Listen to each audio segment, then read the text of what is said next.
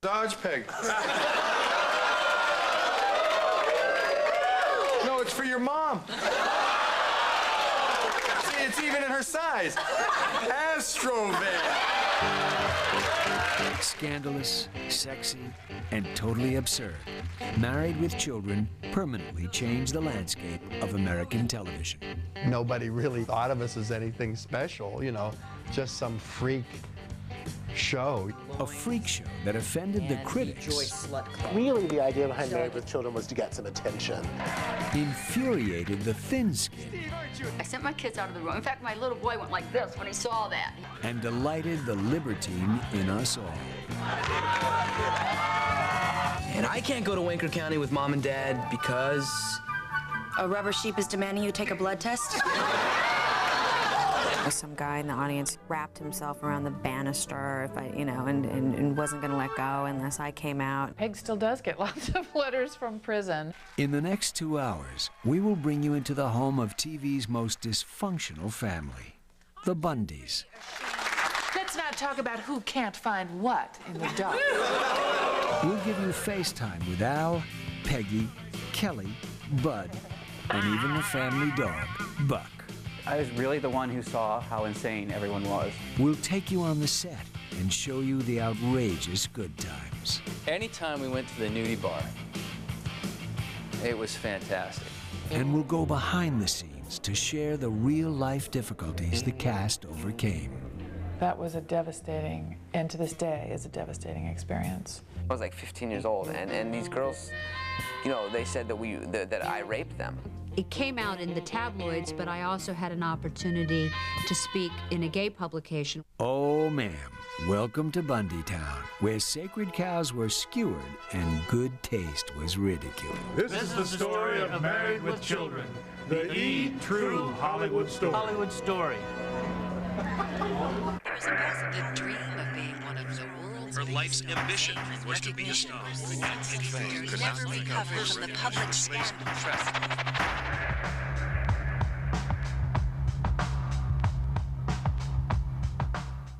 In March 1986, after acquiring 20th Century Fox Film Studios for more than $1 billion, Rupert Murdoch made an announcement that shook the very foundations of Hollywood.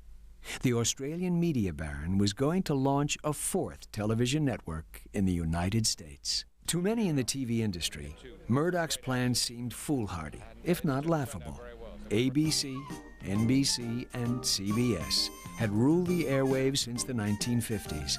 The big three were firmly entrenched in American living rooms, capturing 90% of the available audience. In the mid-'80s, viewers were feasting on dramatic fantasies like Dallas and sticky, sweet family sitcoms like The Cosby Show. Producer, Michael G. Moy. America was riding a huge, huge Cosby wave. So much so that you couldn't walk into a network and pitch an idea that didn't have an upper middle class mom, upper middle class dad, 17 or 18 children that all got along together.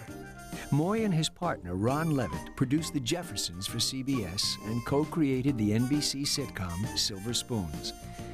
By 1986, the two had enough of Cosby mania. We were sitting around watching this phenomenon happen and saying, man, we bet there's a bunch of people who absolutely hate this. So we set out to do the flip side. Levitt and Moy conceived a sitcom about a contentious working-class couple living in the Chicago suburbs. The two characters were loosely modeled on comedians Roseanne Barr and Sam Kinison. We just said, I wonder what it would be like for these two people to be married to each other.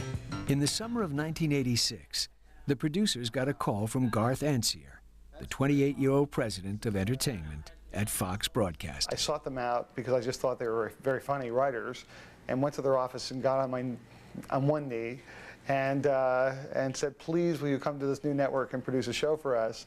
To sweeten the pot, Ancier made an unusual offer before a show idea was even discussed. We'd go to major producers and offer them an on-air series commitment.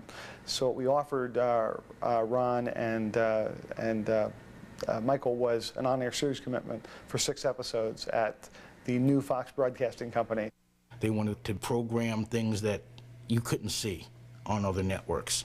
And that was pretty much up our alley, so, you know, we kind of pitched them this. This, of course, being a loose version of what became Married with Children. Ansier loved the idea. Online columnist Anderson Jones. If you're going to go up against the, the big three, what are you going to have that's different? And the key to Fox, in the initial years was to do things that were a little offbeat, was to do things that appealed to minorities to some degree, was to do programming that appealed to urban communities, young men. Levitt and Moy quickly wrote a 20-page treatment that fleshed out the couple. The husband, Al, became a hapless shoe salesman. The wife, Peg, was a lazy slob. The working title of the show became Not the Cosbys. Ansier approved the treatment and sent the producers off to write a pilot. Levitt and Moy added a teenage daughter, Kelly, a bimbo's bimbo, and a young son, Bud, a classic underachiever. The characters were brain-challenged, the jokes raunchy. The family bickered constantly. It absolutely was a show that was not about hugging. Levitt and Moy named their fictional working-class heroes the Bundys. They were named after professional wrestlers. The Bundys were named after King Kong Bundy, who was a huge, major guy at the time. A lot of people thought we named him after Ted Bundy. No, we named him after King Kong, the good Bundy. In the pilot, an obnoxious yuppie couple named Steve and Marcy Rhodes move in next door to the Bundys. Ron felt that if you're going to have the experienced couple, in Al and Peg, you had to have a newlywed couple that was madly in love right next door so that you could sort of just make fun of them. Fox executives gave the producers the green light to shoot the pilot. The show would be produced by Columbia Pictures Television, where Levitt and Moy had a development deal. Casting took place in October 1986. We offered the Al and Peg Bundy roles to Sam Kinison and Roseanne Barr, and they both passed. Casting director Mark Hirschfeld. I always felt that Kinison and Roseanne would just be a little too harsh and unrelenting. You needed to find people that could get away with saying some of the cruel things that they had to say and yet still remain likable. That proved to be easier said than done. The part of Al Bundy, the dad who doesn't know best, seemed impossible to cast. We had probably seen every quote-unquote funny guy in Hollywood. 80% of them read it like Ralph Cramden. And we said, well, that's kind of already been done. And of the other 20%, it went from, just ranting and raving and bellowing to almost this quiet, maniacal, I'll get you in your sleep, Peg, kind of guy. Michael Richards auditioned for Al Bundy. He wasn't right for Al Bundy, but a couple years later when I was doing the original casting for Seinfeld, I thought about Michael for that, and that's how we got the role of Kramer. The producers quickly found a strong candidate to play Al's wife, Peg, who spent her days watching TV and her nights hounding her reluctant husband for sex. Katie Sagal had at that point been an actress who we'd seen on a Mary Tyler Moore sitcom before that, and she had been a harlot for Bette Midler before that. I played sort of this wise-ass kind of, cigarette-smoking person that tortured Mary Tyler Moore. So they sent me the script, and I thought it was hysterically funny, and I thought, but this is just way too out there for, real people to think is so funny. 31-year-old Segal had her own vision of what Peggy Bundy was like. And it wasn't Roseanne. She was written kind of like a slob. But when I went in for my audition, I kind of dressed in this 50s house dress, and I put my hair on top of my head, and I wore these weird little glasses, and I don't know why. I just sort of did this, what I thought she would look like. And it was definitely a little bit more dolled up than it had been written. The way she sort of carried herself was if she didn't realize that she was so low class. And that, to me, was the part of Peggy Bundy that she created, which was the most fun. To play the dim Bundy daughter, Kelly, the producers cast 15-year-old Tina Caspary, who had minor roles in movies. The role of Kelly's little brother, Bud, went to 11-year-old Hunter Carson, the son of actress Karen Black. The part of Steve Rhodes was written for 35-year-old David Garrison, a musical theater actor. Garrison starred in Levitt and Moy's 1984 sitcom, It's Your Move, with Jason Bateman. Ron and Michael called up and said, we're doing this pilot for this new networky thing, something Fox television. We don't know whether it's going to go or not, but would you come out and shoot the pilot for us? And I wasn't doing anything, so I said, sure. I thought I'd go out to L.A., shoot a pilot, come back to New York, and that would be that. For Steve's sex-crazed banker wife, Marcy, casting director Hirschfeld auditioned 28-year-old Amanda Burse. Burse was known to soap opera fans as Amanda Cousins on All My Children. She really hadn't done a lot of comedy, but just like took to it like a duck to water. She was just great. Initially, I based her on my mother as a compliment to my mother, because when all else is falling down around her, my mother has a very gracious side that she'll just be there smiling when the world is crumbling down. And that was sort of Marcy's experience in the pilot episode when she was first introduced to her new neighbors, the Bundys. It was quite frightening, but she had a smile on her face throughout the whole thing. Then there was the Bundy family dog. A 3-year-old Briard named Buck landed the role. I studied at the Royal Academy. I knew I had, as we say, I had the chops. That still left Al Bundy. We were probably a week or two away from reading the pilot, and we still didn't have an Al. Casting director Hirschfeld started thinking outside of the box, way outside. Ed O'Neill I had actually seen a couple years earlier in a play at the Hartford Stage of Mice and Men, where he played Lenny. And he was just terrific. He was mainly a theater actor and a dramatic actor. I thought, maybe he can do comedy and maybe he can do this. Hirschfeld brought in 40-year-old Ed O'Neill to audition for Al. O'Neill had just played Popeye Doyle in a TV pilot based on The French Connection. Levitt and Moy were skeptical, but desperate. I said, oh, great. the drama Popeye Doyle is coming in to read for a comedy. Good. You know, then we can read Ephraim Zimbalist Jr. Really good work, guys. O'Neill's agents at ICM were equally unenthused. The agents that I actually hate it, but they do want to see you. And so I kind of forgot it, and then I had lunch with another agent, and he brought the same project up and said, it's just awful. But it's kind of funny, but it's awful. And then another agent the same day said the same thing, and I said, I have to read this. O'Neill liked what he read and decided to meet with Levitt and Moy. I just was so relaxed because I had no intention of even reading for it or ever doing it. Apparently he just came from a handball game. So he sort of came in like a T-shirt, and he was like kind of sweaty. And I kind of like that. And they said, well, you want to read a couple pages? And I said, yeah, okay. He did something that no one else did. And the imaginary door that he had to walk through when he was coming in from work, he stopped at the imaginary door, closed his eyes, and gave just this little sigh, then opened the door. And as soon as he did that, he didn't have to say a word. I said, this is good, this is Al Bundy. It was just imitating my uncle, which was sort of self-deprecating sense of humor, you know, rather than yelling a lot. I was just saying, fine. You know, the dog got hit by a car. Fine. What's for dinner? And so they liked that. The producers hired O'Neill on the spot. With a cast in place, Not the Cosby Show was rechristened Married with Children. The pilot was scheduled to shoot in December, just before Christmas. Coming up. I really did think that we were the shock troops for Fox. And later. That was a devastating, and to this day is a devastating experience. Sunday at 8, it's an all-new True Hollywood Story. By late 1986, the pilot of Married with Children was cast and ready to be filmed. But in an era of The Cosby Show and Growing Pains, a vulgar sitcom about the world's most dysfunctional family was going to be a tough sell, and the nervous executives at Fox knew it.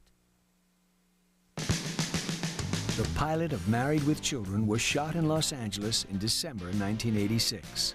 All the elements gelled, except the parts of the Bundy children. We knew that these kids were going to be integral to this series, you know, and that was just the one place that we thought, maybe we could do better. Diving back into the talent pool, the producers came up with 15-year-old Christina Applegate.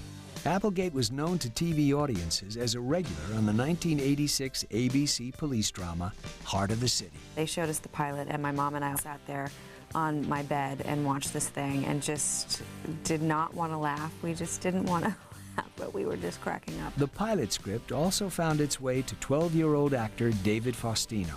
Faustino's resume included a stint on the 1985 CBS detective series, I Had Three Wives. I didn't get the jokes either because I was only 12, and I know there was a lot of sexual innuendos and jokes about me being married, and obviously, you know, the tone of the show. So it took my mother and my dad, they read it and they were like, this is funny. When Faustino came in, you know, he had that baby face, but, you know, pretty much the eyes of evil, we knew that he would work. Applegate and Faustino were hired and reshot the Bundy Kid scenes for the pilot. Fox executives liked the new version, but they were concerned about a teeny bit of content. There was a run that was written about PMS and what PMS stood for. And PMS, according to Al, stood for Pummel Men's Scrotums.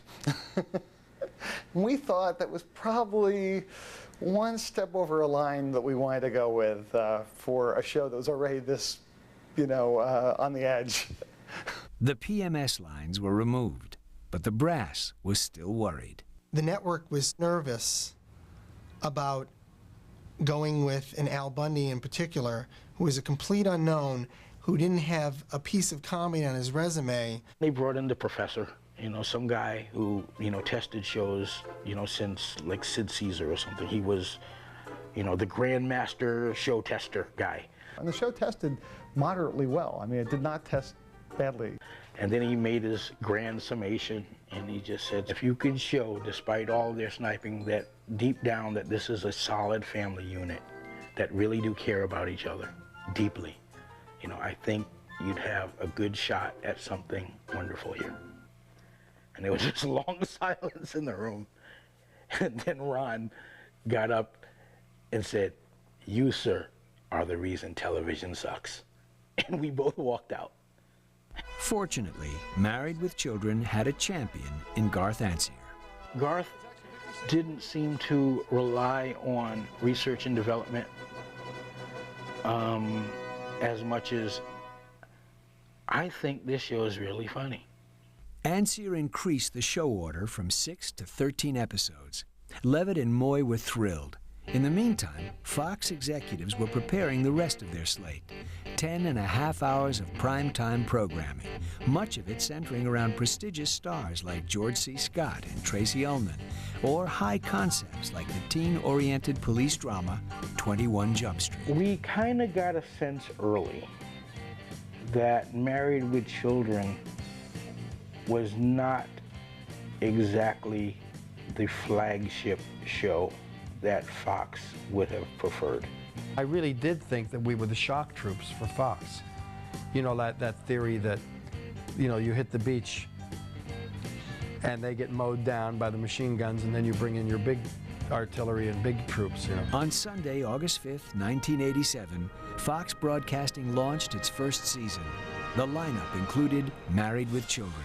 At 7 o'clock, we ran Married with Children into Tracy Ullman. At 8 o'clock, Married with Children into Tracy Ullman. At 9 o'clock, Married with Children into Tracy Ullman. All the same episodes. And then hoped that over the course of the evening, people came throughout the evening to sample the shows. Now, Al, another thing. Do not eat or drink anything. One of them may have to use the bathroom after you. Really, the idea behind Married with Children was to get some attention. You know, they had a show that they knew might get some censors a little riled up. Who were you with today? Nobody. Does nobody have a name?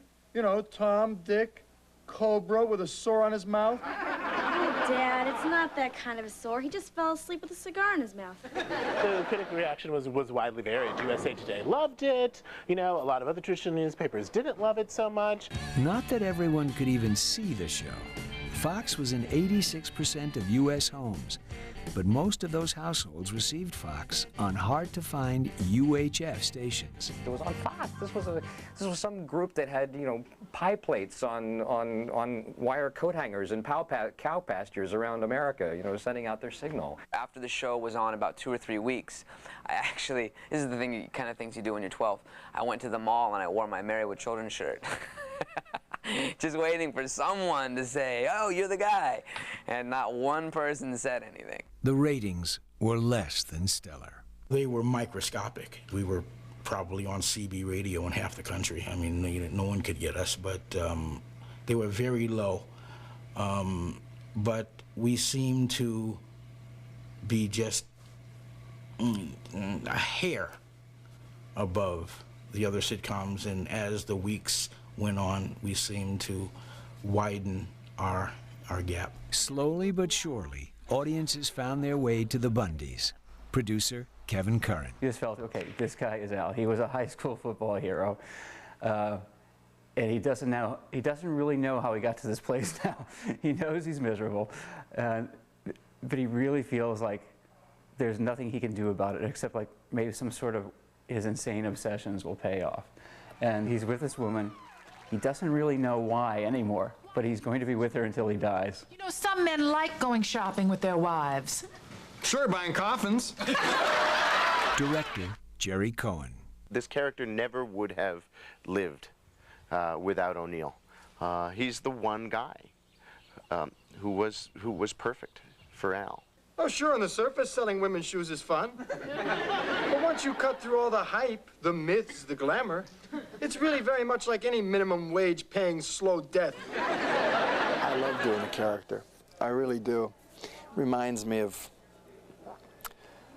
you know, people I grew up with in Youngstown, steel mill kind of people, you know, and just have that, I don't know, something about them, this self-deprecating sense of humor, you know, they just, nothing's going to be right. And it's like Hank Williams, you know, when he said, don't worry about it, it ain't going to work out right anyway. It's sort of like that with Al. Let's not talk about who can't find what in the dark. With her teased hair, tottering heels, and withering delivery, Katie Segal made a sassy sparring partner for O'Neill. I had made some suggestions about wardrobe, and she definitely was trashier than I think was written. I just thought that these two people who had like such a combative way of relating to each other needed to have some sort of hot something to them. So I thought I'd spice her up a little bit. Like mother, like daughter.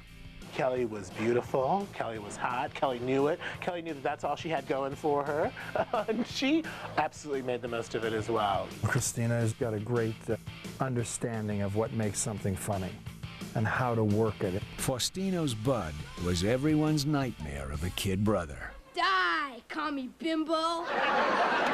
He would commit to just like kissing his muscles and just that attitude of narcissism and self-obsession, and then the nerdiness. As the Bundys' neighbors, Steve and Marcy Rhodes, David Garrison and Amanda Burse were perfect comic foils. When we have a child, we don't want it to grow up with that winning is the only thing attitude. A child is better off not being exposed to sports. You're gonna neuter him too? Oh, poor Steve Rose, he got such a bad rap. He's slightly uptight, but underneath that uptight wasp exterior, there was a seething volcano just waiting to emerge. She sort of wore the pants in the family, but she let him think he did. I think they had a nice balance of a relationship. It was only until he came under the influence of Al that things started not working so well for Marcy. Everyone was off kilter, even the family dog. I was the reason why you tuned in. Christina, yeah, she's okay. She's kind of cute. Al, Peggy, Bud. They're really in the background, though. Buck is the glamour guy. The show's characters were undoubtedly broad. You keep your hands off my CD player. Al, we don't have a CD player. Well, we would have, Peg, if you hadn't said that. But the writing, under the supervision of executive producers Levitt and Moy, was razor sharp. With men, if you ask them for something, you are never going to get it. But if you do some damage to their internal organs, you got a shot. Producer Kim Weiskopf. They're both very bent. They're twisted guys. They are sick puppies, both of them. And I say that in a good sense. TV comedy veteran Tim Conway played Ephraim Wanker, Peggy's backwoods father, in several episodes. They were expressing what people really express, you know, from time to time in their home. I mean, it's no secret that people do kind of talk about sex in their house and things of that nature. If they didn't, I wouldn't be here, I'm sure. So they just took it a step further, but they kept in mind to keep it funny. And by keeping it funny, I don't think it was as offensive as it could have been. Married with Children ended its first season ranking 142nd out of 163 primetime shows. We were just all there doing this show that really made us laugh. We thought it was so funny, and it was very rebellious, and we sort of didn't care. Fox Broadcasting reportedly lost $94 million its first primetime season, but owner Rupert Murdoch was prepared for the long haul. When the network's sophomore season launched that fall, Married with Children was on the schedule. Most of the fans of Married with Children were, the people you'd expect, convicts in prison, a lot of middle America, a lot of what people call white trash, lots of kids in college. We got a letter one time from a guy who lived in Pennsylvania somewhere, and it made us feel great, and we stuck it up on the wall. And he said, guys, I have a job that I really don't like, and my family life is not the best, and I'm not where I'd like to be in life, and I want to thank you guys though, because at the end of every week I can sit down on Sunday night and I know that no matter how bad my week has been, Al Bundy's has been just a little bit worse. Married with Children proved that there was an audience for unsentimental family comedies with edgy humor. Well, Al, once again you've enriched our lives. Thank your father, kids. Thanks, Dad. In October 1988, ABC launched its own blue-collar sitcom, Roseanne. Without Married with Children, Roseanne would have come along, The Simpsons wouldn't have come along. This show kind of paved the way. Roseanne immediately turned into a ratings blockbuster. At the end of its first season, the sitcom was the #2 primetime program in the country, right below The Cosby Show. They would do some similar things, and it would be called, bold and innovative and, really edgy stuff. And then when we do it, it would be called gross. And, oh, there they go again, the toilet stuff. Oh, gee, here we go. And I didn't understand that. And then I found out that in many parts of the country, they saw the Roseanne episode first because it was available to them. Coming up.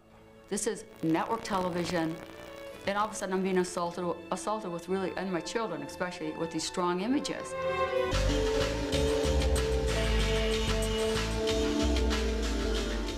Married with Children wrapped its second season in the spring of 1988. The show was slowly finding an audience who loved its over-the-top offensiveness.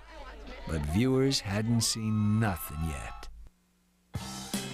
To launch season 3, Ron Levitt and Michael Moy boldly decided to go where no producers had gone before.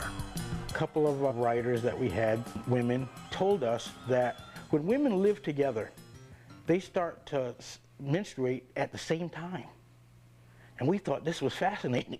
And we said, hey, this is something that's never been done on TV before. The writers came up with an episode called Period Piece. In the story, the Bundys and the Rhodeses go on a camping trip. Peggy, Marcy, and Kelly start their menstrual cycles. So the men find themselves locked in an isolated cabin in the woods with women that aren't in the best frame of mind and are tending towards a little, aggressive and maybe a little short-tempered. And lo and behold, the animals and beasts of the field and forest get wind, shall we say, of what's going on, and then bears and moose are starting to arrive and lay siege to the cabin. The episode was too much for Fox Broadcasting executives. All three at once, what do? Give it to each other? I guess they felt that this was knowledge best left unshared. So we kind of had a serious disagreement there. There was no disagreement from the women on the show, however. Amanda and Christina and I would just we could not stop laughing. We could barely get through the taping. I don't think we were going any further out there than they do on Tampax commercials. While network executives and the producers argued over script changes, Married with Children scored a milestone. On November 27th, the show became the first Fox program to be watched by more than a quarter of all American TV homes viewing at that hour. Married with Children became the calling card for a bunch of Fox executives who clearly weren't going to do things the way they'd always been done. It was a shout out to ABC, NBC, and CBS that we're a brash network, we're a young network, we're going for a demographic that you've been ignoring. Period Piece finally aired on December 11th, with many changes, including the title. Nobody ever sees the titles of the shows, but Fox didn't want it called a period piece, you know, because I guess somewhere they would say, hey, some woman is going to see that she menstruates and get really, really offended. So we called it the camping show, which, you know, that helped them there. But that was sort of that was kind of a precursor to what was coming. On the night of January 15th, 1989, Terry Raccolta sat down with her children to watch TV. Raccolta was an upper-class 41-year-old housewife from Bloomfield Hills, Michigan. I said they could watch Married with Children, thinking it was a family show, because I hadn't heard of it up till then. Married with Children, however, was not the family programming that Raccolta anticipated. Steve, aren't you ashamed of yourself? Oh, come on, Al. She was asking for it. You see how she's dressed. I sent my kids out of the room. In fact, my little boy went like this when he saw that. He hid his hands. Very funny episode.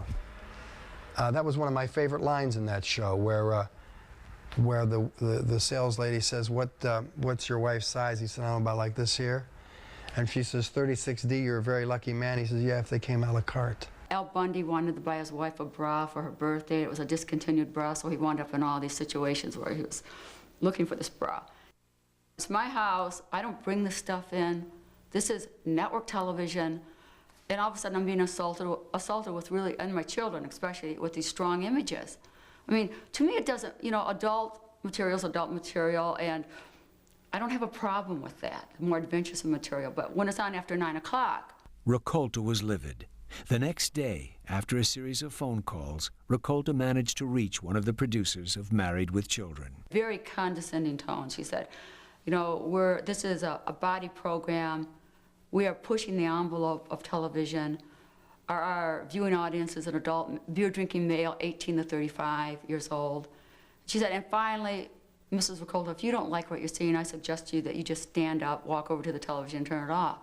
Raccolta decided to write to the heads of the major companies that advertised on Married with Children. Start a boycott of all your products, beginning with my family, friends, church guilds. A few of which absolutely respond and say, oh, Married with Children, we didn't even know what kind of show that was, or they're so surprised and shocked.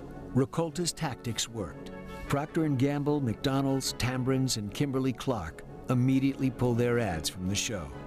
Representatives from Coca-Cola and Wendy's wrote to Raccolta, vowing to screen Married with Children before placing any more ads. Raccolta sent copies of the letters to a few major newspapers. I had just left Fox and gone on to Disney when I picked up my New York Times one morning, and there, below the fold, was Terry Raccolta boycotting Fox and Married with Children. My initial reaction was, oh, this is great. This is going to be great publicity here. You know? Never in my wildest dreams knowing that it would get blown up the way it got blown up. Producers of the ABC News show Nightline were already primed to do a story on trash television.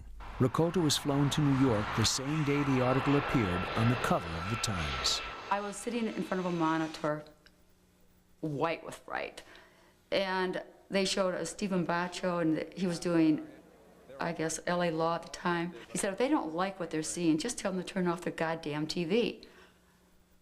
And I heard him say that, and I thought, he's really swearing. And how can he get away with this? And it was just sort of that, again, that sort of arrogance from Hollywood. Just turn it off. Lady, change the channel. That's sort of like the buzz line, you know. My response is that we have more choices than just get up and turn off the television. Yes, I can turn off the television. In fact, I have turned off the television for network television. You know, we watch cable. Following her appearance on Nightline, Raccolta made the talk show rounds. She described the events, as she recalled them, that took place in the episode she watched with her children. He wound up in a store where the men were watching porno movies, walking around bent over with erections, and I'm thinking, hoping my kids, you know, aren't really understanding what's happening here. And they had a male stripper stripped down to a G-string. It was a Fredericks of Hollywood-like store that he and Steve went to. And I think that was the episode. She claimed to have seen things that weren't there. Publicly, Fox executives supported the show. Privately, however, the brass began scrutinizing the scripts for potentially offensive subject matter. The one show she is credited with keeping off the air is a show that Married with Children fans now call The Lost Show, The Lost Episode, and it's called I'll See You in Court. Steve and Marcy, go to this motel, this romantic little honeymoon motel as it touted itself. They had like the heart-shaped beds and, the tapes that you watch to get you in the mood and all of that. And they came back raving about it, and how it rejuvenated their sex life. So, of course, Peggy wanted Al to go. Al and Peg were at the motel, that's right, and they flipped on the television and popped a tape in the VCR, and the tape happened to be of Steve and Marcy having sex. And they realized that the motel was secretly videotaping couples engaged in, very private acts in the motel rooms. Steve and Marcy sued the motel in court and won. The show was about Al not wanting to sue because his performance was a little quick, whereas Steve and Marcy's was actually like a 3-part tape. It was so quick that they couldn't actually prove that that they actually had intercourse. It was one of our funniest episodes. But if you can believe it, Fox Broadcasting thought it was too racy. Fox. These guys were hysterical at this point. They're just quivering under their desks in pools of urine. Ron and Michael's natures were to push the envelope.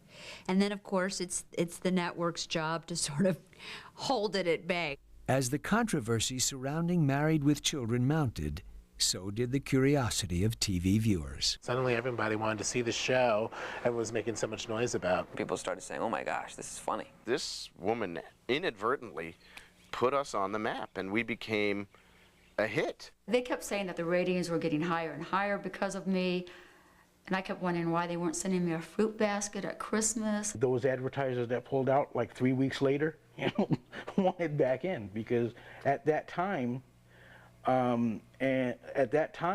we were by far Fox's #1 rated sitcom.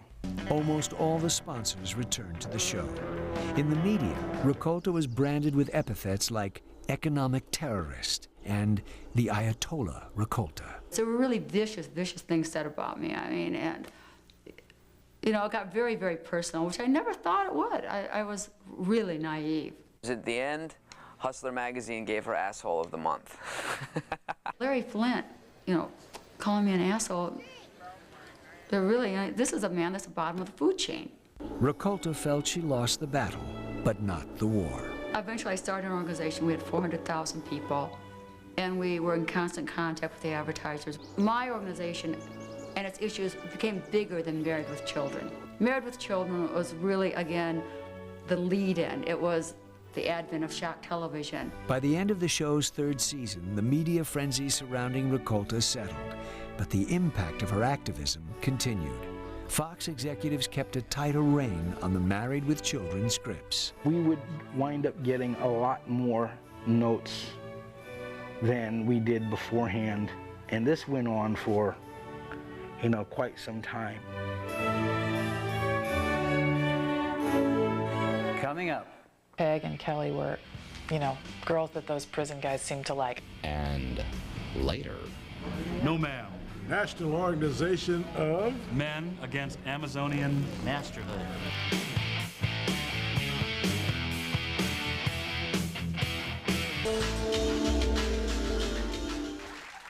In 1989, Married with Children became Fox Broadcasting's first breakout hit, thanks in part to an angry Michigan housewife. In its 4th season, the show would lose a member of the cast, but his replacement fit perfectly into the twisted Bundy universe. In an episode that aired on November 12, 1989, the characters of Steve and Marcy Rhodes are demoted after Steve makes a bad loan to Al Bundy. As the fortunes of the couple dwindle, their marital problems grow. Initially, we played him and Marcy as very yuppified, very materialistic, and, as he evolved or devolved you know, into a man of the forest. You know, obviously he and Marcy couldn't stay together. The storyline was actually a device to allow David Garrison to leave gracefully. 37-year-old Garrison wanted to return to his roots. He's a Broadway guy, he's a theater guy, this is what he wanted to do. And, you know, he wasn't going to be able to live his first love, which is Broadway, on something like Married with Children. One of the reasons I chose to leave, which was a very hard decision, was that I wanted to keep working and not just be that image in the popular culture. Garrison made his final regular appearance on February 4th, 1990. In the following episode, Marcy discovers that Steve is gone. He left to become a park ranger, follow his dream in the wilderness. After I left the show, I would come back every year. Once a year, Ron and Michael would write an episode where Steve comes back. And he'd have had a whole other life. Well, it's nice to see you're still such a sarcastic twit, Steve.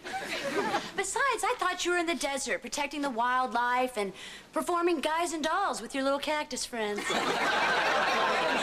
That, much like our marriage, was just a phase. The producers gave Garrison a sentimental send-off. They gave me a huge photograph. It was actually a mug shot from one episode where Steve had been arrested. With a bloody lip. It was a mugshot, and they wrote across it, and you're going to have to bleep this for your audience. Gotta sing, gotta dance, gotta starve to death. For the remainder of the 4th season, Marcy was manless. I sort of floundered as a single person, but the show was Married with Children, so they needed to hitch me up pretty quickly.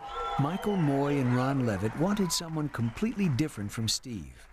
In the 5th season, they called on veteran sitcom actor Ted McGinley to play a new character, a hunky gigolo named Jefferson Darcy. I think it's like the idea of this really handsome guy coming in and just kind of mooching off of Marcy. Jefferson was a bit of a con, a bit of a slick guy.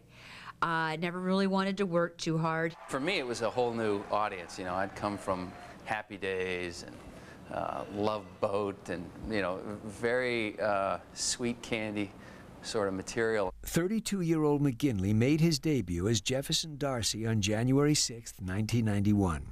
In the episode, Marcy wakes up after a drunken binge at a bankers convention to discover her life has changed. Jefferson and I had a one-night stand, I think very inebriated one-night stand that happened off camera, thank goodness. And I woke up with him and I was married. Initially, I didn't have that much to do, so I would stand behind Marcy, and as she would talk, I would go, because I couldn't, then nothing else was happening. So, and then she would turn around and she would catch me eventually because people would start laughing. I was definitely wearing the pants and definitely earning the money. And Jefferson just wanted an easy life, and I think he saw that happening with Marcy. I thought you wanted me to work. I do. It's just that I have another position in mind for you. Even though the cast liked McGinley, he faced the difficult task of replacing David Garrison and winning over the show's rapidly growing fan base. Bundy online webmaster Paul Tilton. Originally, people were not too happy with it, as just people are in general not happy with change, and they still like the Steve character. I'd say it took 2 years before the people started to accept Jefferson and like him. He hung in there and eventually came up with this funny character that he did, you know, and I thought it worked very well. The best thing about him is that he also provided Bundy with a foil, finally. He was like a best friend. The Bundys, you know, their whole purpose in life was to use anything and anybody to create a better situation for themselves if they had to. And I think Jefferson and the Bundys had that in common. While McGinley adjusted to his new role, Christina Applegate dealt with the pitfalls that come with playing a dumb sex pot on a hit TV show. Christina got a lot of attention that I think sometimes made her uncomfortable, and I think overall she handled it pretty well. Because I was so different, I don't think I ever attached myself to the idea of you know, being stereotyped. Harold Sylvester, Tom McClyster, and E.E. Bell played Al's buddies on the show. I think she's probably smarter than anybody in the United States. Absolutely the opposite of that character. 19-year-old Applegate tried to play against the Kelly Bundy stereotype. In 1991, the actress starred as a resourceful heroine in the film Don't Tell Mom the Babysitter's Dead. But on the set of Married with Children, fans were more obsessed with Applegate's skimpy outfits than her acting ability. I think there was some guy in the audience who, you know, wrapped himself around the banister, and wasn't going to let go, and as I came out. Tapings took on the tone of sports events. I remember shows when, you know, we would have to just say, you know, keep it down, guys, because we couldn't hear each other. We had metal detectors, you know, that the audience had to pass through, you know, before they came to the show and stuff. Now, I don't want to say what that might indicate, you know, but the bottom line is, you know, these are some serious people. It was be like sitting in the cheap seats at the Raider game. You know, I mean, it was nasty and wild. The enthusiasm of the fans wasn't limited to the set. By the 5th season, Married with Children achieved cult status. The most rabid fans are the ones collecting every single episode, the ones who never miss it when it's on TV, the ones who idolize the character of Al and aspire to be like him. Peg still does get lots of letters from prison. Married with Children was a big prison favorite, and Peg and Kelly were, you know, girls that those prison guys seemed to like. Like Applegate, 45-year-old Ed O'Neill also ventured into feature films. In the early 90s, O'Neill starred in the family comedy Dutch and played roles in Wayne's World and Blue Chips. But sometimes the persona of Al Bundy was hard to shake, as O'Neill discovered when he made the picture Flight of the Intruder. It was a serious moment in a drama, and the doors opened, and here comes the court-martial, and the camera tilts up, and it's Al Bundy. And the audience laughed. I remember he was upset. He got a call from the director, said, Ed, we're going to have to reshoot that with somebody else. In terms of the business, people start to typecast you in that role, and then that starts to be a problem. But I wouldn't have changed it. Coming up. The director kind of huddled us all around and told us about it, and I was like, it was just shocking.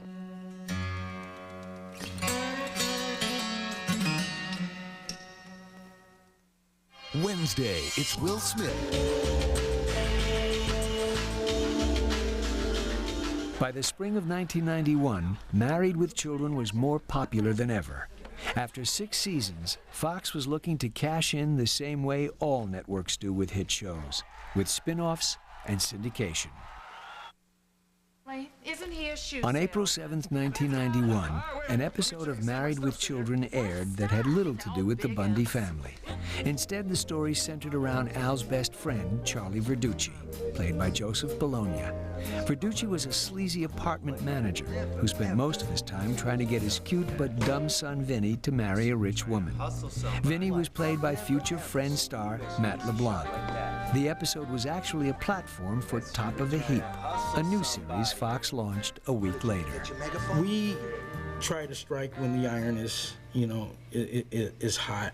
The iron wasn't hot enough. Top of the Heap lasted only 3 months before it was canceled. They just spun off the wrong things. It'd be interesting to see what Christina's experiences may have been like in college. You know, a la the Cosby spin-off, A Different World, The Darcys. Would be a great show.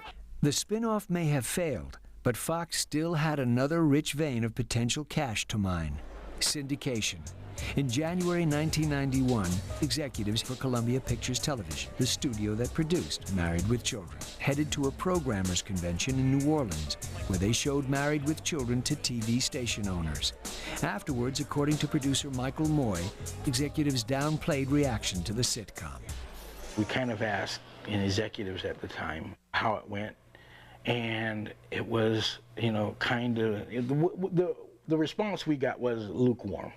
But Moy heard a completely different story from a colleague who attended the convention. He came by the office and just said, oh, by the way, you're Married with Children, the biggest hit. I mean, the lines were so, they were like still outside the building. What a huge hit this was.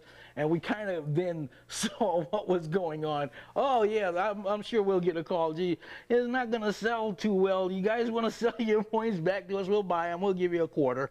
The executives did not try to buy Levitt and Moy's shares back, but made a killing nonetheless. In the fall of 1991, 120 episodes of Married with Children were sold into syndication, fetching an estimated $2 million per episode. Chuck Saftler of FX Networks was in research and marketing for Columbia Pictures Television. It was the first show coming off of the Fox network. And if you looked at the ratings on ABC, NBC, and CBS at the time, most of their shows that were going out into syndication that had that success of 100 episodes had performed at much higher rating levels. Columbia cashed in, getting network-level bucks for a lower-than-network-rated show. And as an extra boon, in syndication, Married with Children found an untapped audience. There were a number of years in which viewers may not have caught episodes of that series. And so when it went into syndication, it was almost like it was a brand new show at the peak of its popularity. While Fox was venturing into the new world of syndication, 33-year-old Amanda Burse explored fresh territory of her own. Amanda's a character actress, and the lifespan of character actresses, as you know, is about that long. And she looked in the future and said, you know, maybe I ought to expand my portfolio. She parlayed her time as Marcy into learning everything there was to know about how to put together a sitcom and how to get behind the camera and make it work. I had been interested in directing for a while, and it's a natural progression for a lot of actors to make. And castmates were kind enough to give her the benefit of the doubt. We were wondering would she know where to put the cameras and all of that sort of technical stuff, and she got it right away. When Amanda directs, everybody's on a higher energy. You know, it's like we all want to do well for her. As for Burse, she found a second career. They gave me one chance, and that went all right, so they gave me another and another and another. By the end of the run of the show, I was directing quite a few episodes in the season. In 1991, there weren't a lot of sitcoms directed by women. In fact, Married with Children employed many women and other minorities behind the scenes. If you look at Married with Children, you say, well, this is obviously a show written by a bunch of post-adolescent guys sitting around a room having beers, making fun of people. But well, we did sit around a room making fun of people, but there were a lot of women involved and people of color, and you know, it was equal opportunity to not be PC. While Burse expanded her resume, Segal explored motherhood. In early 1991, 38-year-old Segal learned that she was pregnant. We were all so happy for her when she got pregnant in the first place, because we all knew she had been wanting this, like, you know, the thing she wanted most in her life. The writers decided to work Segal's pregnancy into the show. With the kids being almost up and out of the house, the very, very last thing that somebody that Al would want was for his wife to come up to him and just say, guess what, they're gonna have another baby. So that actually worked perfectly. They made Marcy pregnant along with her. Mine was a pregnant suit. And so as Katie grew, I grew, and they wrote a lot of storylines around it. But on October 14th, fate interfered with the perfect plot. Segal was whisked away to Cedars-Sinai Medical Center in Los Angeles, where she underwent an emergency cesarean. Her baby, Ruby, was stillborn. That was a devastating, and to this day is a devastating experience. I just remember when the announcement came and the director kind of huddled us all around and told us about it, and I was like, it was just shocking. I was really worried about her because I thought that, and I mean, I knew how much she wanted the child, and then I thought, oh, now what's going to happen? You know, how do you come back from that? We gave Katie all the time she needed, you know, to do, you know, what she had to do. You know, and she came back to the show much earlier than, you know, we would have expected for something like that. An emotionally battered Segal returned to the set less than a month after the tragedy. Writers were left with the delicate situation of dealing with the storyline. We just said, well, you know, what is the quickest way we can put this behind us? And we remembered Dallas. The great shower thing.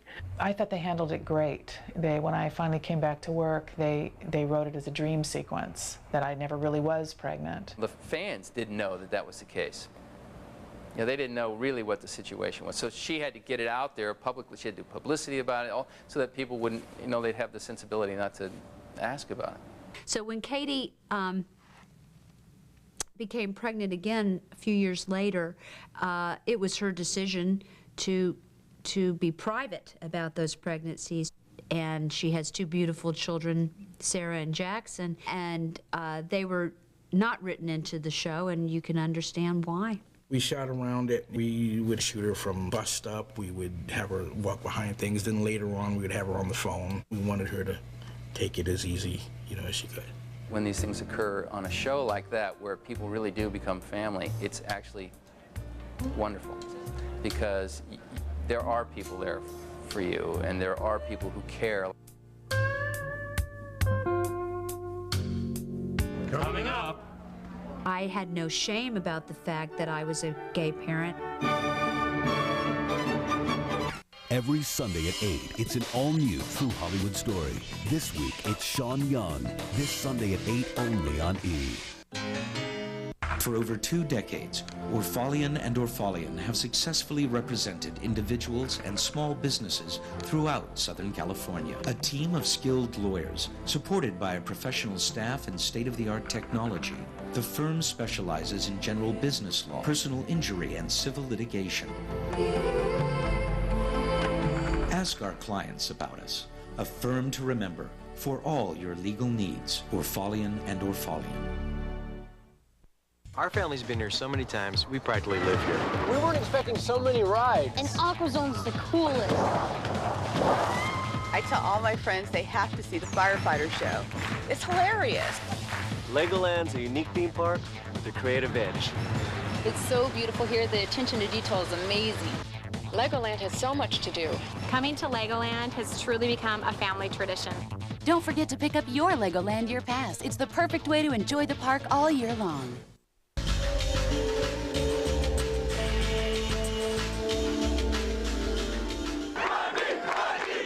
Married with Children was Godzilla, a monster hit that gobbled up the competition. It stomped into the 90s undeterred by cast changes, pregnancies, and a vocal group of detractors. The real battle, it turned out, wasn't for ratings. It was the war between the cast and the tabloids. On November 15, 1991, Jessica Hahn appeared on Married with Children as a temptress who shows up in Al's shoe store. Hahn was known for her sex scandal with televangelist Jim Baker.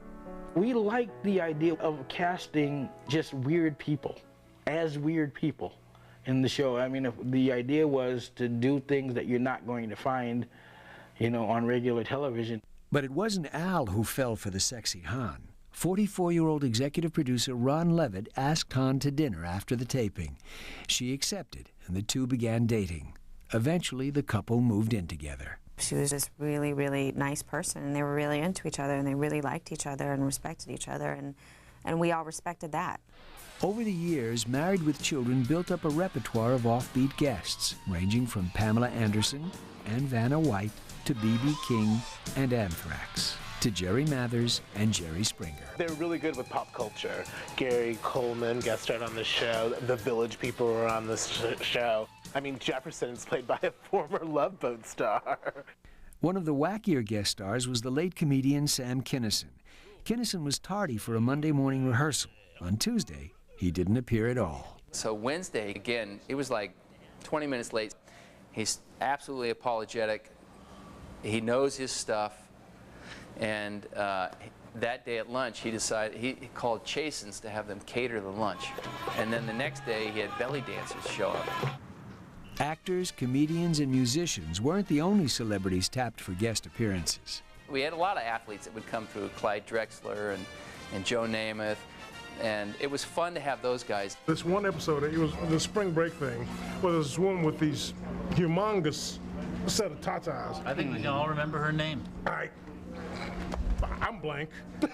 Was this Rocky Mountains? Lethal Weapon. Oh, that's right. Oh, Lethal Weapon. Yeah, exactly right. The party atmosphere wasn't limited to the set. Off-screen, 17-year-old David Faustino was becoming a highly visible club kid. Faustino was a musician and longtime fan of hip-hop.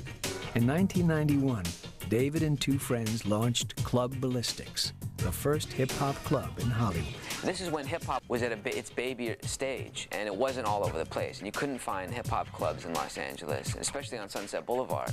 Being underage himself, Faustino opened the club to teenagers. Club Ballistics became one of the hottest spots on the Sunset Strip. People would start lining up at 7 o'clock. And it was such a great time. We had, I mean, on our stage, we had NWA, we had Ice Cube. I mean, the list goes on and on. Faustino cut a track on a compilation album with his group Outlaw Posse. Married with Children writers caught wind of Faustino's musical interests. You're always looking for things to satirize and make fun of, and that to me was just, I mean, that was just prime stuff. So they created this alter ego, Grandmaster B, and sort of, it was kind of like poking fun at me a little bit. What a great way to score with ladies at the time than having this, you know, white bread guy talking about his tales from the hood, you know, and now what a tough guy he is. Faustino went along with the joke, and so did the fans. That's really fun when you hear people say, "Hey, Grandmaster B."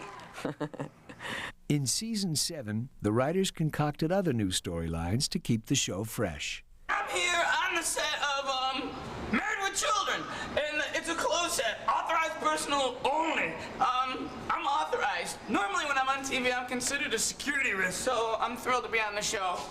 On September 13th, 1992, a trailer trash couple played by Linda Blair from The Exorcist and comedian Bobcat Goldthwait paid a visit to the Bundys. I'm on Peg's side of the family. I play one of her cousins, and apparently, I don't know, that there's a lot of Uncle Dads in this gene pool, so, so I don't know. I guess there's inbreeding is what I'm saying. Peg's cousins brought along their son, a kid named Seven. But when the couple departed, they left the child behind with the Bundys. Seven was played by 6-year-old Shane Sweet. There was quite an uprising on the internet to try and get rid of the character because it was kind of conflicting with a lot of the chemistry. It just seemed rather out of place, like he wasn't really contributing to the show. What do I do in the show? Okay. I jump on Ed a lot. I mean, this poor kid, he was so darling and he was so sweet, but when you have a unit that is that tight and people are so used to that unit, you don't need to introduce anything else in there. If it's not broke, don't fix it. After just 15 episodes, Seven's number was up. He went upstairs or something and never came back downstairs. Something like that. I think we purposely never tried to explain it so it could be one of, you know, TV's great mysteries. Just as Seven disappeared from the show, public attention turned to Amanda Burse. On screen, 35-year-old Burse played a hypersexual heterosexual. And my favorite, Forrest Hump. Oh, excuse me. No problem. Mercy. Al? It's not what you think. Good, because I think I have to heave. In real life, however, the actress was gay. I live my life very openly, and people that I work with on Married with Children knew after a short period of time this was part of who I was. Burse didn't hide her orientation, but she didn't publicize it either. In 1993, virtually the only major openly gay celebrities were K.D. Lang and Martina Navratilova. But rumors about Burse continually cropped up. Judy Weeder is editor-in-chief of the gay and lesbian news magazine, The Applegate. They had been outing Amanda Beers for years in the tabloids, so she had been coping with the decision for quite some time. What happened was they got wind of the fact that she and her girlfriend, her then girlfriend, decided to adopt a baby. I had no shame about the fact that I was a gay parent and an adoptive parent, and so it was important for me to tell the story in my own words. Burse came out on the cover of the October 1993 Advocate. There is strength in numbers, and the more of us that put an identity to our gay community, the harder it will be to discount us and our civil rights. We were all thinking, good for her, let's just let her get it out, let her live her life, and I think it made things much easier for her. Not everybody is as fortunate as I am to have had that kind of support. In the image-conscious world of network television, coming out was considered enormously risky. At the time, Burse was the only openly lesbian star on primetime TV. Some at Fox worried that her revelation might negatively impact the ratings. There was concern, but nobody was really panicked. It was just, how are they going to buy the marriage between her and Ted? Once again, the audience proved that, that they know they're watching the show. We're not taking this seriously. She laid all the groundwork for others. You have to remember that Amanda did this before Melissa Etheridge did it, before Chastity Bono did it, before Greg Louganis did it. As a TV star, she probably paved the way for Ellen DeGeneres to start to consider whether or not she could risk doing that. It was just a necessary and quite easy move for me to make because it's my truth. It's a part of who I am. Burse was not the only cast member to come under tabloid fire. Faustino and Applegate became fodder for the rags. In early 1991, stories broke about Faustino, the barroom brawler. It was always my friends who started it, and then I would get pulled into it. I'd get all the blame. I was like, David Faustino. I'm too small to fight. The rags falsely hinted at a romance between Faustino and Katie Segal. Stories also emerged detailing a supposed affair between Applegate and O'Neill. When that came out, I bought a dozen copies, and I was passing them all around. Brought them into work, and I was, and of course she came in, she was crushed, Boyfriend was mad at me. No one was doing anything like that. It was, this was a family. This was a group of people who were family.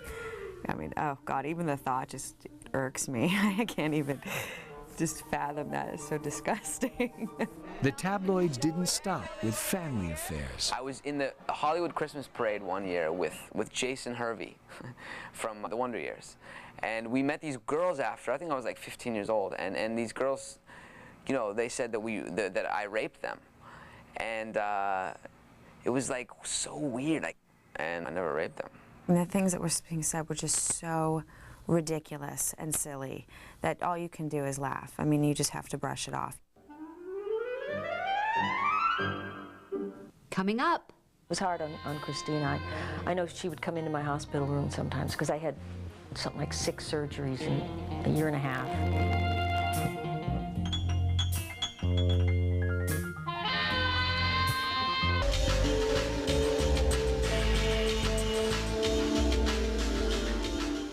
By fall 1993, the Married with Children cast survived tabloid rumors and the coming out of Amanda Burse. But even more turbulence was in the air. Season 8 of Married with Children began with major changes. Behind the scenes, show co-creator and executive producer Ron Levitt left to pursue other opportunities. On screen, the writers gave Al some buddies to join him at his favorite haunts, the nudie bar and the bowling alley. We were like the guys you never wanted to be in your garage, I think, I hope. In the storyline, Al and his pals are incensed that feminism is eroding their God-given manhood. In self-defense, the men form an activist group called No Ma'am. No Ma'am. National Organization of Men Against Amazonian Masterhood. There you go. There it is. No breastfeeding, basically. Political correctness was really starting to get a foothold into everything, and we just said, we've got to send this up. Rule number 1, it's okay to call Hooters knockers and sometimes snack trays. Rule 2, it is wrong to be French. Guys, saying life with women sucks, and stuff. I mean, if there were no women, there would be no doilies, no duvet covers, no knick-knack shelves. Men would have perfectly happy, wonderful lives. These guys would just get in the garage and just, bitch. Not to say that men don't care for knickknacks, but they just don't need shelves to put them on. Why would you need shelves? Yeah. And if you got a shelf, why the hell a doily on top of that? Well, you put little jars of screws and nails and stuff if you got a shelf. In the garage, you need shelves, sure. And if you know what a duvet cover is, you're already a victim. No Ma'am quickly became a fan favorite, not only in the United States, but overseas, where Married with Children was syndicated in more than 100 countries. Online, I had an international No Ma'am registry, where just as a service to the fans, I said, you write into me, tell me who your head honcho is and who the other guys in your branch are, and I'll list them on a web page. And that lasted about a year and a half till it got to where it was like 2 hours a night for me to just do the the emails on this just to keep it up. We get as many fan mail, as much fan mail, you know, from women as we would from guys. You know, nobody was worried about, you know, Al and Al's ilk, you know, dominating the country and taking away everyone's right to vote. With a fan base like that, executive producer Michael Moy saw an opportunity for a spin-off show centering around the No Ma'am group. And we pitched it to Fox, and once again, they were terrified of this. And I think they were just afraid that, and I just find this so insulting, but I think they were afraid that it would just turn women off. And we had the same argument. Guys, they're smarter than this. The No Ma'am spin-off was a no-go. Perhaps network brass were nervous about losing audience shares. In the show's 9th season, Fox faced new competition from 2 startup networks. Paramount was preparing to launch UPN, and Warner Brothers was weighing in with the WB. Both UPN and the WB premiered in January 1995. The head of programming for the WB was former Fox executive Garth Ancier. And the WB's lineup featured a sitcom from Married with Children co-creator Ron Levitt. Well, he got divorced from his wife, and he wanted to do a show about divorce. What was appealing to me about that is I'd never heard someone do a show about divorce before, because the inherent tension between the husband and wife would now have broken out into open warfare. Unhappily Ever After starred Jeff Pearson as a walking midlife crisis, and Bobcat Goldthwait as the voice of Mr. Floppy, a talking rabbit. Producer Kevin Curran worked on Unhappily Ever After. Originally, it was supposed to be about this loony guy whose only friend is this bunny that he talks to and that only he can hear, and about him trying to deal with, you know, being alone. And then somehow it got back to where it's just kind of like Married with Children again. But still, the formula worked. Unhappily Ever After ran for 4 years. In the meantime, Married with Children was entering its 10th season, and Buck, the show's talking dog, was well past his prime. Most dogs of that size, their lifespan's 8 or 9 years, and this dog was like 14 or something. It was ridiculous. The sad decision was made to retire Buck. On October 1st, 1995, Buck appeared in his final episode. Buck, the dog! That was a tough episode for him because we felt so bad for him because he was so old. In the episode, Buck dies and goes to doggy heaven. Where exactly am I? You're where animals go when they die. I'm in Oprah's refrigerator? He was looking forward to living happily amongst the clouds, and to his horror found out that you know, there was such a thing as reincarnation. Buck was reincarnated as the new Bundy puppy. And this is his new dog, Lucky. Give him a big hand, and Buck, send him on his way. Thank you. I have nothing to say about Lucky. The real Buck claimed he left the show to pursue other opportunities. But really, I was looking for more creative freedom. So I ended up getting a huge development deal. But the truth was far more sad. It was actually painful for him to walk up the stairs, and we just thought that actually his doing the show was a lot more stressful to him. In the fall of 1996, as season 11 started, Michael Moy followed Buck out the door. The longtime producer felt that his specialty, irreverent comedy for working-class audiences, was no longer a priority for the networks.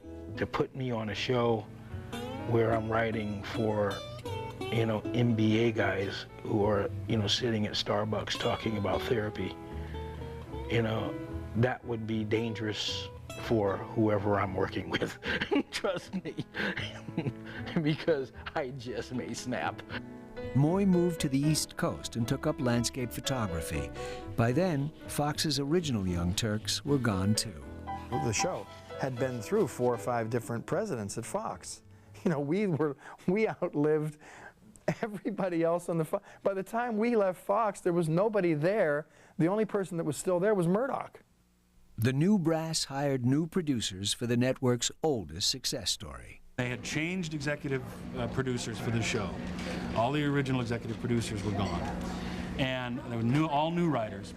And one of the writers stood up and he says, "I'm just so happy to be working on this show, because last year I was studying this show in college." They did the best they could, and I think they did a good job, but it just wasn't Ron and Michael. Ron and Michael were the daddies, and we completely trusted anything that they did. And, you know, then everyone else comes in, and it was just different. In September 1996, the 11th season of Married with Children premiered on Saturday night at 9 o'clock.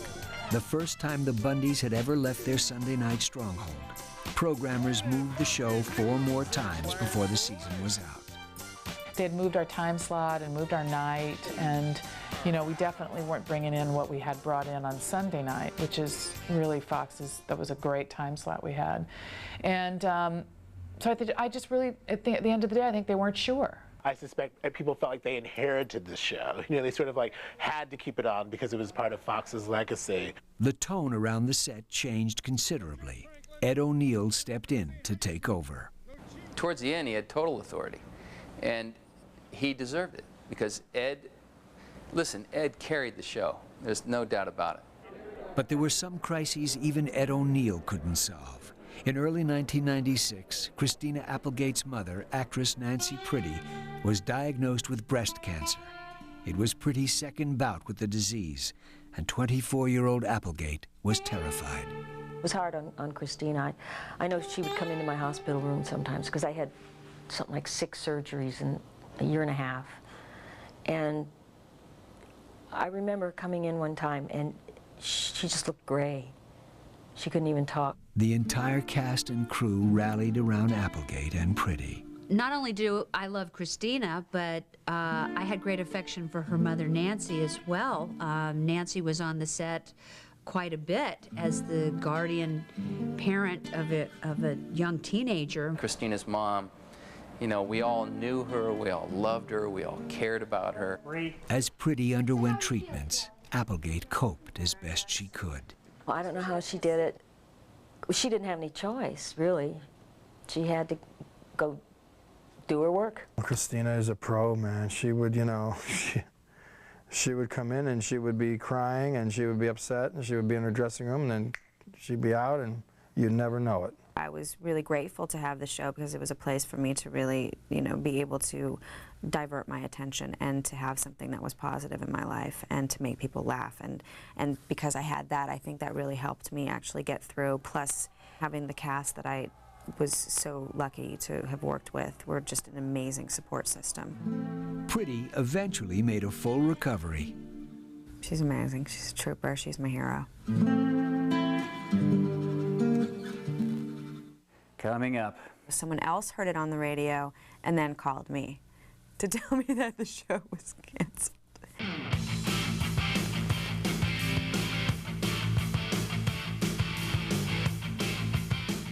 Wednesday. In its 11th season, Married with Children survived new network brass, new producers, and several new time slots. The show was getting old, and no one was sure what to expect next. One day in early 1991, Ed O'Neill had an ominous lunch meeting.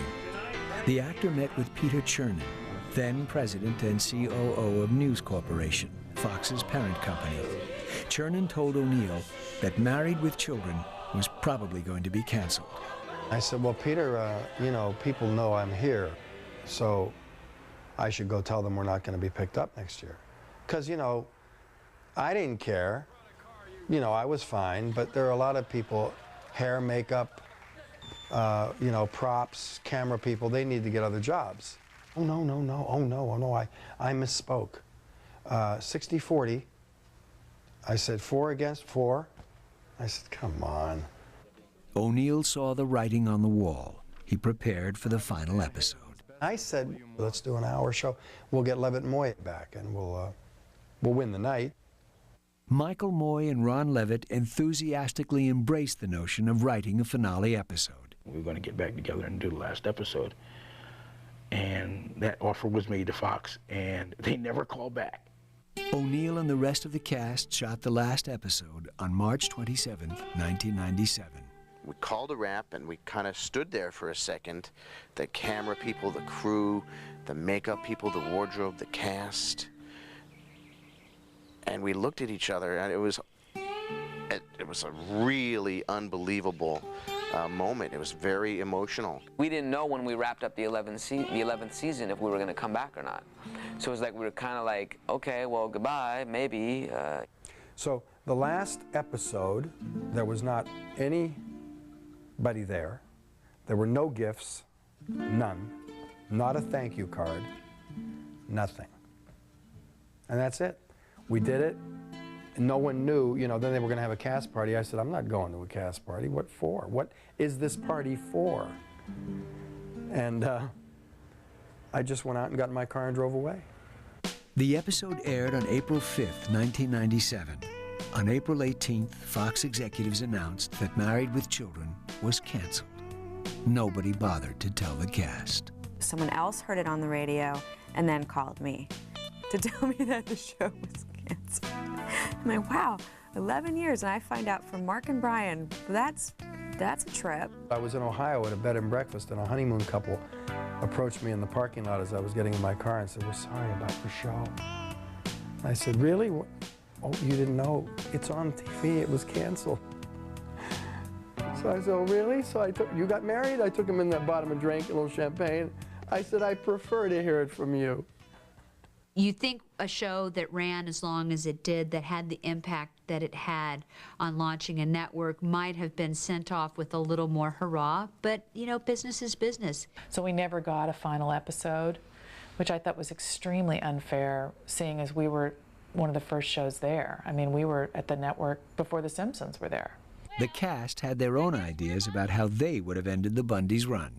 I'd like to see everybody blown up. Gal wins the lottery, and for like 20 million, you pick a number, and they're dancing around in the living room, and like a tornado comes in, like the Wizard of Oz, you know, and then all that's left is a big hole. And the house comes back down on, you know, Marcy's body, and you just see her little feet coming out. Whatever would happen, Jefferson would end up by himself on an island with a cocktail with an umbrella and several bikini-clad women, and living the good life, and the rest of them would be, you know, in hell somewhere. Some fans were beside themselves over the cancellation.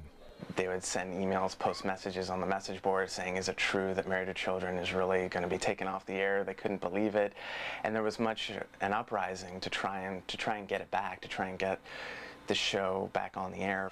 Fox never ordered another episode of the show. But 2 years later, Fox revived Married with Children in reruns on the company's cable enterprise, FX Networks. Senior Vice President of Programming for FX, Chuck Saftler.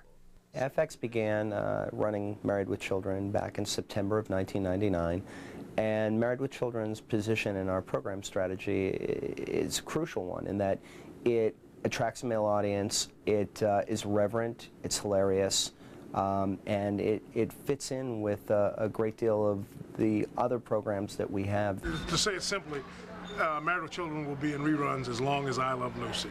It's everywhere. Countries I've never even heard of before get mail from, you know. It's kind of amazing. I bet somewhere in the world it's playing right now. Three times a day. On the internet, Married with Children websites are more active than ever. People still look for an outlet. They still want to be a part of the Married with Children phenomenon, even years after the show has been canceled. For the principals of Married with Children, there was plenty of life after the show. Ed O'Neill appeared in such feature films as The Bone Collector and The Spanish Prisoner. In 2001, O'Neill starred in a short-lived police drama on CBS. I did David Milch's Big Apple, which I thought was a wonderful show. Really proud of it. Since 1999, Katie Segal provided the voice of Leela the Cyclops in the animated Fox series Futurama. In 2001, Segal was cast opposite Hank Azaria in the NBC sitcom What Are You Thinking? He's a comedy writer, and I play the head comedy writer. I'm his boss. Christina Applegate also got her own series, starring as a struggling single mother in the NBC sitcom Jessie for 2 seasons.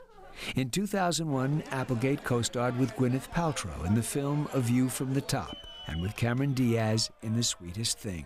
I've been working pretty consistently since then, which is, I'm so grateful for.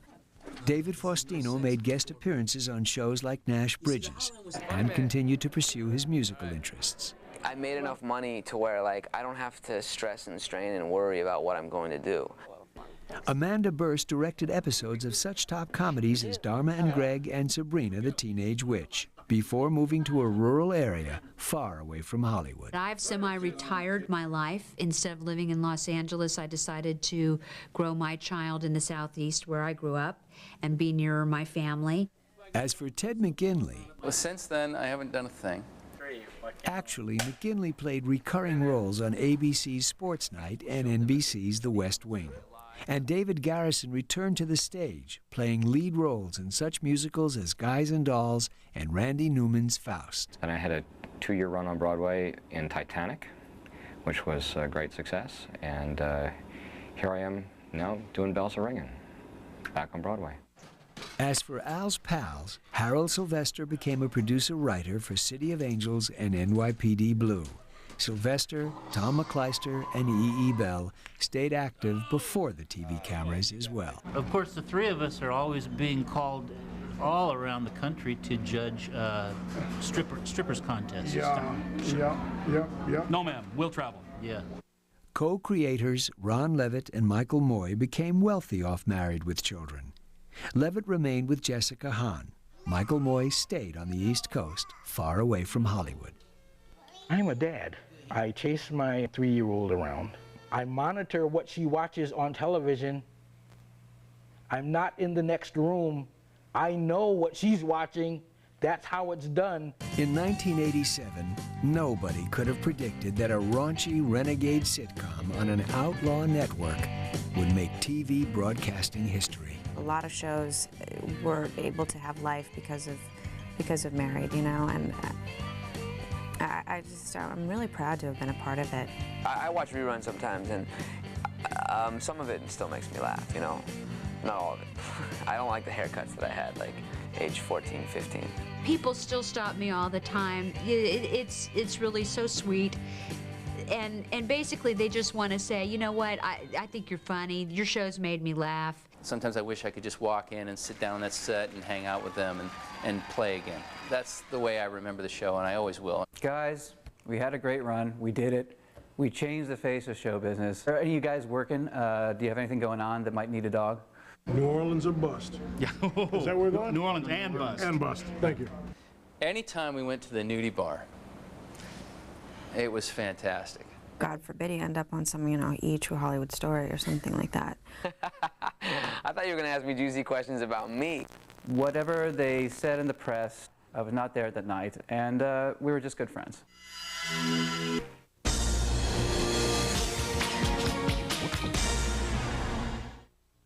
Next, an all-star tribute to Tom Hanks.